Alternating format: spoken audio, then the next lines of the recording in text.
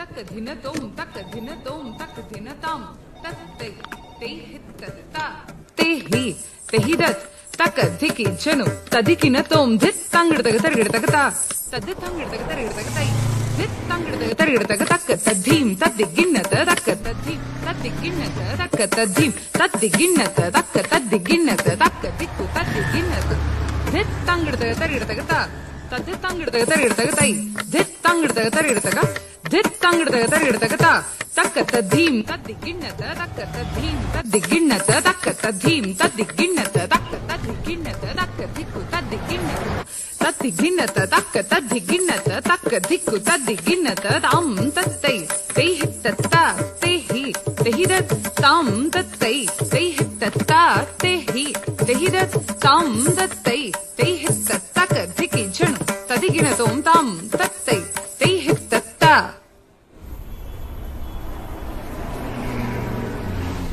నువ్వేమంటావని ఎంత టెన్షన్ పడ్డానో తెలుసా? ఇంకా టెన్షన్గానే ఉందనుకో. అంటే నువ్వు రాసిన దాంట్లో లాస్ట్ వర్డ్ నన్ను పెళ్లి చేసుకుంటానన్నది తప్ప నాకేం అర్థం కాలేదు. అందుకే నేను ప్రింట్అవుట్ తెమ్మన్నా. తెచ్చావా? తెచ్చాను.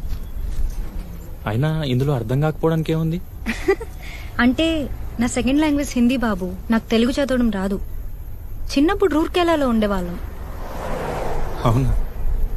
అయితే ఇప్పుడు మొత్తం చదివి వినిపించాలా నీకు? Embarrassing moment. అది చెప్పలేకే కదా మెయిల్ పెట్టాను.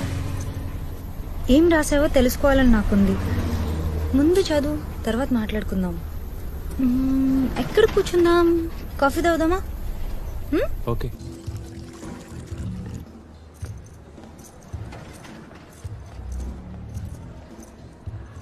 డియర్ అభిరామి, నువ్వంటే నాకు ఇష్టం.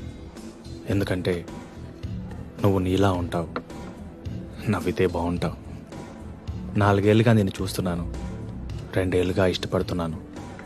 ఇష్టం అంటే నువ్వెప్పుడూ నా పక్కనే ఉండాలన్నంత ఇష్టం. మెరిసే నీ కళ్ళను చూస్తూ ఉండిపోవాలన్నంత ఇష్టం. నీ పట్టిల చప్పుడు మనిద్దరం ఉండే ఇంట్లో అస్తమానం వినిపించాలన్నంత ఇష్టం. అందుకే ముందు మా ఇంట్లో చెప్పాను, ఇప్పుడు నీకు చెప్తున్నాను.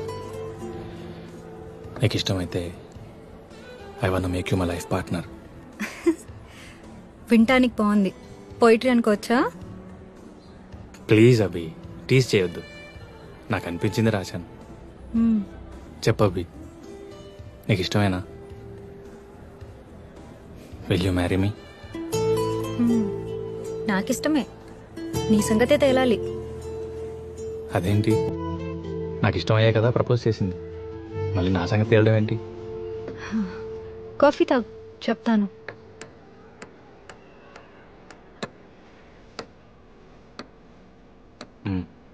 చెప్పు. మాది అమలాపురం. మా నాన్న ఎక్కువ చదువుకోలేదు. రూర్కెలాలో క్లాస్ 4 ఉద్యోగం. మాకు ఊర్లో చిన్న కొబ్బరి తోట ఉండేది. తుఫాన్కి పూతకి కాయకి పనికి రాకుండా పోయింది. అప్పుడు వెళ్ళిపోయాం రూర్కెలా. అన్నయ్య నేను పుట్టాక కూడా మా నాన్నగారి జీతం 1800. 1800తో 4 మనుషులు ఎలా బతుకుతారో నీకు ఐడియా ఉందో లేదో నాకు తెలీదు. మమ్మల్ని బాగా చదివించాలని, మంచి స్కూల్లో వెయ్యాలని నాన్న ఓటీ చేసేవారు. గంటకు 15 రూపాయలు. రోజుకు 5-6 గంటలు పైగా ఓటీ చేసేవారు. అసిడిటీ వచ్చింది. బాగా ఆకలితో ఇంటికొస్తే కడుపు నిండా తినేంత వీలుగా రుచికరమైన భోజనం ఉండేది కాదు. అమ్మ మాత్రం ఏం చేస్తుంది? ఉన్న వాటితో ఉన్నంత. నాన్నకు కోపం వచ్చేది. పళ్ళెం విసిరికొట్టేవాళ్ళు. అమ్మని జావ బాధేవారు. తర్వాత ఏడ్చేవారు. అమ్మ కూడా ఏడ్చేది. అలాంటి రాత్రులు చాలానే ఉన్నాయి. నాన్న నెక్స్ట్ ఇయర్ రిటైర్ అవుతారు. ఇప్పుడు ఆయన శాలరీ 42,000. హైదరాబాద్లో ఫ్లాట్ కొన్నారు. ఈఎంఐ అన్నయ్య కడతాడు.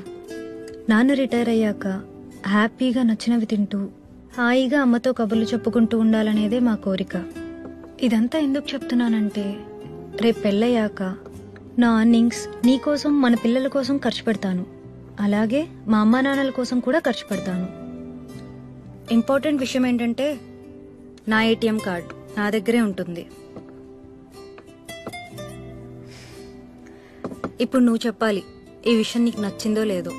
చెప్పాను కదా, మిడిల్ క్లాస్ ఫ్యామిలీ, చదువుకొని మంచి జాబ్ రావాలని చాలా కష్టపడి చదివాను.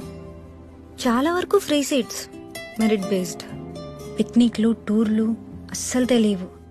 రూర్కెలా దాటి ఎప్పుడైనా అమలాపురం రావడమే గొప్ప.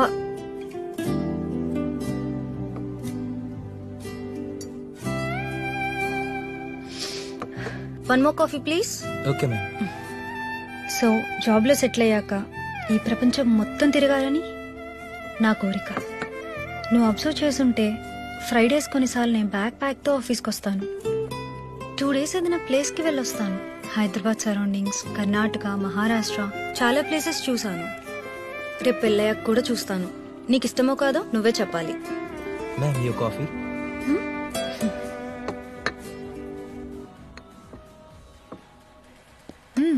నాకు కాఫీ అంటే చాలా ఇష్టం. నీకు ఇంకోటి చెప్పనా? వద్దు, it's okay.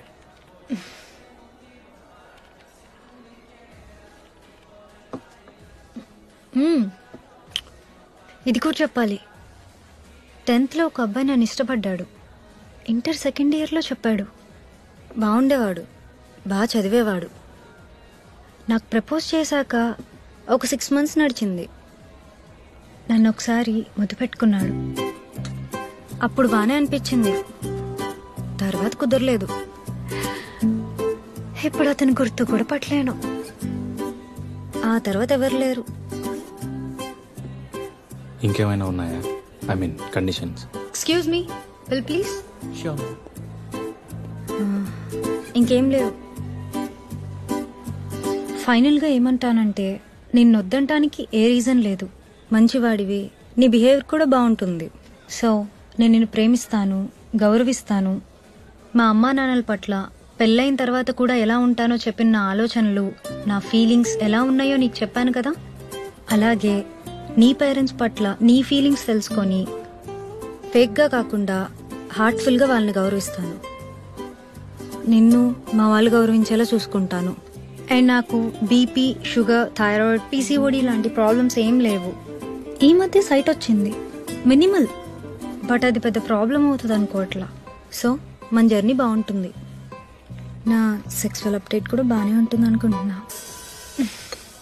Hey wait, I'll pay. పదా.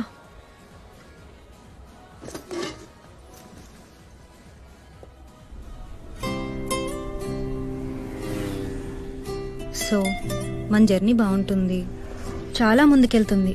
కెరీర్లో, సొసైటీలో మంచి విషయాలను ఎక్స్ప్లోర్ చేస్తాం. I hope so. అండ్ మనం ఎదుగుతాం. పేద పిల్లల్ని చదివించేలాంటి ఓ 4 మంచి పనులు చేస్తాం. ఇవన్నీ I can see in you. So think about it. ముందు నువ్వు ఇదంతా తీసుకోగలగాలి. ఆ తర్వాత మీ పేరెంట్స్కి ఇదంతా ఎక్స్ప్లెయిన్ చేసి ప్రిపేర్ చేయాలి. చేయగలవో లేదో నువ్వే ఆలోచించు. I think we can do this. Thanks for this. My first love letter with a decent proposal. బయలుదేరదామా? ఒక నిమిషం. ఏంటి? ఇంటర్మీడియట్లో అబ్బాయి ముద్దు పెట్టుకున్నాడు అన్నావు కదా, ఎక్కడ ముద్దు పెట్టుకున్నాడు?